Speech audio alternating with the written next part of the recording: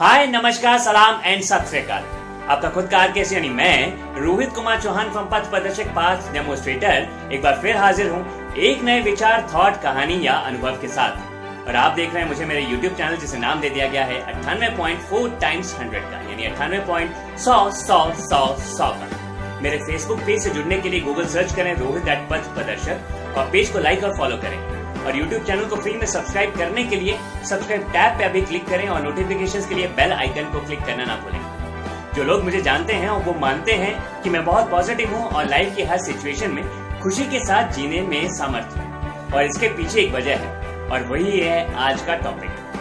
और इसकी शुरुआत आज करूंगा एक कहानी के साथ। मेरी कंपनी में इंटर्नशिप करने आए एक लड़के ने कैंटीन में मेरे साथ खाना खाते हुए मुझसे पूछा, सर जीतने के लिए क्या जरूरी है?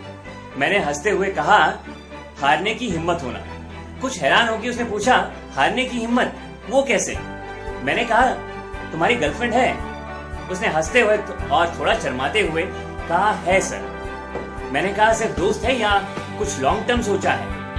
उसने जवाब दिया, सर सीरियस रिलेशनशिप है। लड़के ने रोटी का निवाला भी मुंह में डाला ही था कि मैंने उससे कहा, अगर वो छोड़ के चली गई तो? लड़के का चेहरा कुछ लाल हो गया। लड़का कुछ बोला नहीं। यहीं खाने का एक पार्ट भी खत्म हुआ। ना उसने आगे मुझसे कुछ पूछने की कोशिश की और ना मैंने उसे इससे ज्यादा कुछ समझाने की, क्योंकि मैं जानता था कि वो दोबारा जरूर आएगा। अगले ही दिन लड़का मेरे पास फिर आया और बोला, सर मैं तो जीतने का पूछ रहा था, और शायद जीतने के लिए चाहिए होता है dedication, devotion, positive mindset, determination, focus, hard work, patience, passion और ऐसी बहुत सी क्वालिटीज, और शायद तब जाके लोग जीत पाते। लड़का कमाल था क्योंकि उसे सब कुछ पता था। मैंने हंसते हुए कहा, तो फिर तुमने सवाल किया क्यों? जो तुम जानते हो और बहुत कॉमन है, अगर वही मैं तुम्हें बता देता तो ना तुम्हारे सवाल की कोई इंपॉर्टेंस रहती और ना तुम जानते हो उससे आगे कुछ और समझ पाते। उसकी बताई हुई चीजों पे मैंने उससे पूछा, इन सब के बावजूद अगर कोई जीत ना पाए तो? इस पे लड़के ने कहा, how it is possible sir, जब हम सब कुछ करेंगे तो हारने का सवाल ही नहीं उठता। जब मैं अपनी गर्लफ्रेंड के लिए सब कुछ कर रहा हूँ तो वो मुझे छोड़ के क्यों जाएगी? इसी में उसके सवाल का जवाब था। हार को ना मानना या हारने की हिम्मत का ना होना, जो मैंने उसमें तब देख लिया था जब मैंने उससे पूछा था कि अगर तुम्हारी गर्लफ्रेंड तुम्हें छोड़ के चली गई तो, और यही मैंने उसे समझाया था। अब यहीं से शुरू होता है कहानी का पार्ट 2। मैंने उससे कहा, मैं कभी हारने से नहीं डरता, और अगर मुझे कुछ काम करना होता है तो मैं ये कभी नहीं सोचता कि अगर मैं उसमें हार गया तो क्या होगा। इनफैक्ट अगर दूसरे शब्दों में कहूं तो मैं हार को साथ लेके हमेशा आगे बढ़ता हूं, और इसी वजह से मैं जो पाता हूं, जो मैं करना चाहता हूं, और कभी मुझे जीत मिलती है और कभी जीतने के लिए अनुभव। और यही है जीवन का फलसफा। अगर जिंदगी को वाकई आप जीना चाहते हैं और लाइफ में सक्सेस पाना चाहते हैं तो आपको हार को भी स्वीकार करना होगा, क्योंकि ये तो संभव ही नहीं कि आपकी कभी हार ना हो। लाइफ हार और जीत का ही नाम है।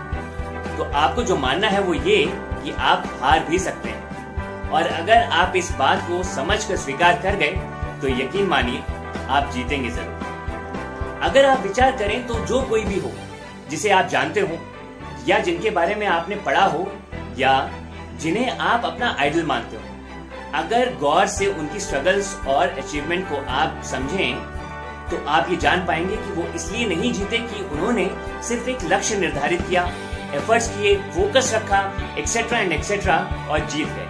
जी नहीं, इससे भी ऊपर अगर उन लोगों में कुछ था तो वो था हार को स्वीकार करके रखना, और यही चीज एक मनुष्य को जीत की तरफ लेके जाती है। वो इसे कभी नहीं घबराते कि अगर एक बार हार हुई तो क्या होगा। वो हार को स्वाभाविक यानी नेचुरल मानते हैं। वो एक बार फेल होते हैं, फिर दूसरी बार फेल होते हैं, तीसरी बार और ना जाने कितनी बार, लेकिन हार से हारते नहीं। वो हार से अनुभव लेते हैं। हार को यूजुअली लोग नेगेटिवली लेते हैं और अक्सर टूट जाते हैं, और कुछ मामलों में होता है सुसाइड। फिर हार चाहे पर्सनल, प्रोफेशनल या सोशल लेवल कहीं भी हो। एक इंसान तब नहीं हारता जब वो संघर्षों से घिरा हुआ होता है। या नाकामयाबी उसे मिल रही होती है। वो तब हारता है जब वो अपनी हार को स्वीकार नहीं कर पाता।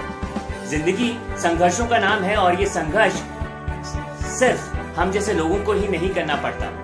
अगर श्री राम और श्री कृष्ण की कथाएं वास्तविक हैं, तो संघर्ष तो स्वयं भगवान को भी करना पड़ा। तो क्या जीवन में हार से या हार के डर से जीवन को खत्म कर लेना बुद्धिमानी है? विचार है, और विचार पे विचार जरूर कीजिएगा। हार का अपना मजा है, और जो लोग हार को एंजॉय करना जानते हैं वो जीत पाते हैं। आप में हार को स्वीकार करने का जज्बा होना उतना ही जरूरी है जितना जीतने का। बिना हार के जीत संभव नहीं। हार को आप किस नजरिए से देखते हैं ये इंपॉर्टेंट है। कोई भी जीत हार के बिना नहीं होती। हर जीत में कुछ ना कुछ हारना जरूर पड़ता है, लेकिन जीत की खुशी में यूजुअली हम उन तमाम चीजों को भूल जाते हैं जिन्हें हम हारे होते हैं, और हार की स्थिति में हम टूट जाते हैं।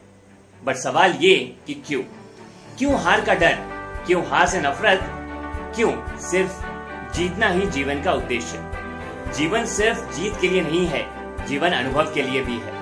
वो अनुभव जो कभी अच्छा तो कभी बुरा होता है, वो अनुभव जो कभी खुशी तो कभी गम लाता है, वो अनुभव जिसके बेस पे आप बनते हैं। लेकिन अफसोस कि लोग इस बात को नहीं समझते, वो सिर्फ जीतना चाहते हैं, और अगर कभी हारने लगते हैं या हारते हैं तो घबरा जाते हैं और खत्म हो जाते हैं। लड़का मेरी बात को सुन रहा था। मैंने कहा हम सब अपने पर्सनल और प्रोफेशनल लेवल पे कुछ ना कुछ हासिल करना चाहते हैं और उसके लिए कोशिश भी करते हैं, लेकिन फिर भी कभी कभी हमारी कोशिशें हमें वो नहीं दिला पाती जो हम चाहते हैं। और यही या तो कोई इंसान उस हार के बेस पे भविष्य की जीत के लिए खुद को तैयार करना शुरू करता है, या उस हार के चलते हार जाता है। लड़के को आज समझ आया था कि जिंदगी में जीतता वही है जो हारने की हिम्मत रखता हो। लड़का खुश था और इसी खुशी में उसने मुझसे पूछ लिया, सर आप कभी हारे हो?